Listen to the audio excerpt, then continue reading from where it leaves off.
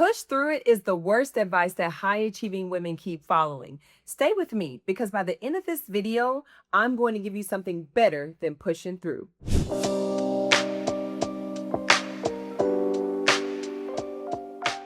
Hi, my beautiful flowers. Welcome back to my channel. Dr. April here with another video helping you improve your faith, mental health, wellness, and self-care. If that sounds like something that you are into, please hit that subscribe button. We'd love to have you be a part of our growing community here on YouTube. All right, let's get into the topic of today's video. Sis, you are tired. Not from a bad night's sleep exhausted. Girl, I'm talking bone deep, soul exhausted kind of tired. Okay. Lord, help us. And somebody in your life told you to just keep pushing through. You'll be fine. Maybe it was your mama. Maybe it was your dad. Maybe it was your boss. And you've been pushing and pushing and pushing, right? And here you are right now watching a therapist video at whatever time it is. So how is that actually working out for you? You cannot keep pouring from a cup that has a hole in it. Pushing through just makes that hole bigger. At this point, girl, your cup is unusable. So let's talk about really quickly, what does pushing through actually do to your body? So first, your nervous system stays stuck in fight or flight mode. Basically, your body doesn't recognize the difference between a deadline and a lion chasing you. It just knows that it's in danger. Number two, cortisol starts to build up. So cortisol is basically a stress hormone, okay? For some of you ladies out there who are trying to lose weight and you're wondering why you cannot lose weight, sis, you cannot lose weight if you are stressed all the time, okay? So pushing through actually helps to stimulate and increase the cortisol hormone in your body. And so what happens is that over time, not only do you start to experience weight gain, but you also might start experiencing brain fog. And if you've noticed that you've been getting sick all the time lately, that's why. And so once pushing through reaches its complete capacity, what happens next? The third thing that happens is that basically your body stops recognizing the warning signs. I know this is a scary one, right? It's almost like you've been pushing for so long that basically your body can't recognize whether it's feeling okay or whether it's running on fumes. So let's just have a quick chat. Let's talk about some of the signs that your body is telling you that it needs you to stop. Not only are these signs that I've looked for in my work with clients, but these are also some signs that I have also personally experienced myself. So the first thing is that you're irritable over little things that never used to bother you. For example, you come home from work and normally dishes in the sink would not bother you, right? But as soon as you see those dishes in the sink, you immediately get irritable, you get frustrated, you might start yelling at your kids or fussing at your spouse, whoever left the dishes in the sink, right? But before that wasn't even a thing that bothered you. So now everybody in the house looking at you crazy, like, what's wrong with her? So that might be an example. So pay attention to that. If there are little things that are irritating you that normally don't bother you, that is a sign that your body is telling you to stop. Okay. So the second sign that you might notice is that you're not sleeping well, or you're sleeping all the time and you're still waking up tired. So that's also another sign that your body is telling you to stop, right? Like the average adult, we need about 7 to 8 hours of sleep. So if you're getting 6 hours, or you're waking up in the middle of the night and you're not waking up fully rested and you're not sticking to a normal sleep routine, right? It's really best to go to bed around the same time every night, like at least within the hour, so just pay attention to that. And then if you are sleeping a lot longer, and then you're waking up and you're still tired, then this is a sign that your body is also telling you to stop. Okay. And then the third thing is that you've lost interest in doing things that you love. So if you notice, for example, that you used to enjoy running, or perhaps you loved cooking and trying new recipes on the weekends when you have time, and then you start doing some of those things. Maybe you like to paint, you're not painting anymore. Maybe you like to journal or hang out with friends, and you're starting to notice that those things don't really bring you joy. You're not really interested in doing those things anymore. That is also a sign that your body is telling you to stop. And then you also want to watch this one because one of the symptoms of depression is losing interest in doing things that you once desired.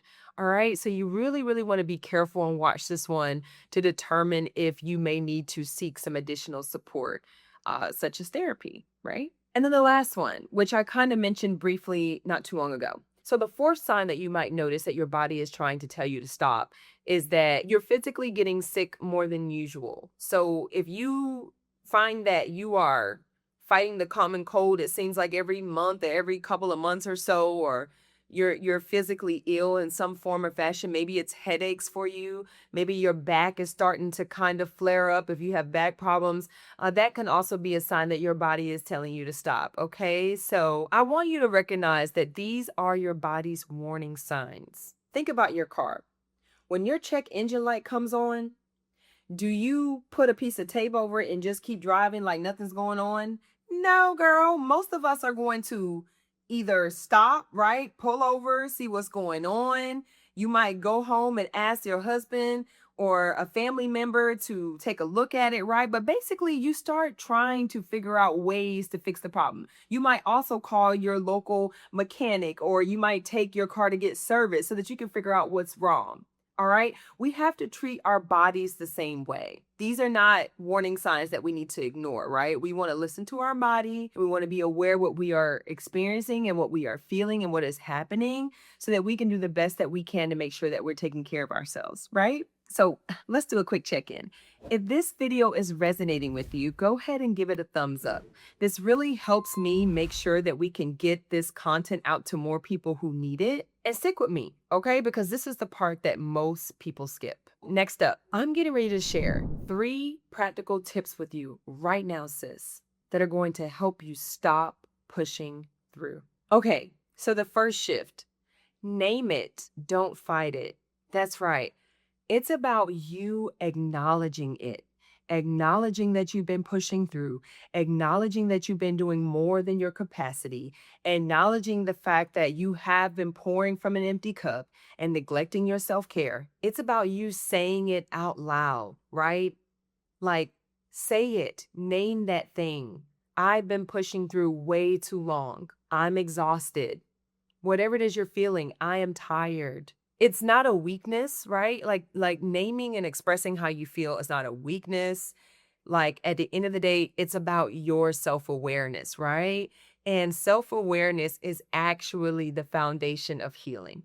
Number 2, micro rest, not just vacation. Oftentimes we think that rest means vacation, but actually your nervous system needs micro moments of rest every single day. Whether that be 5 minutes of stillness, right?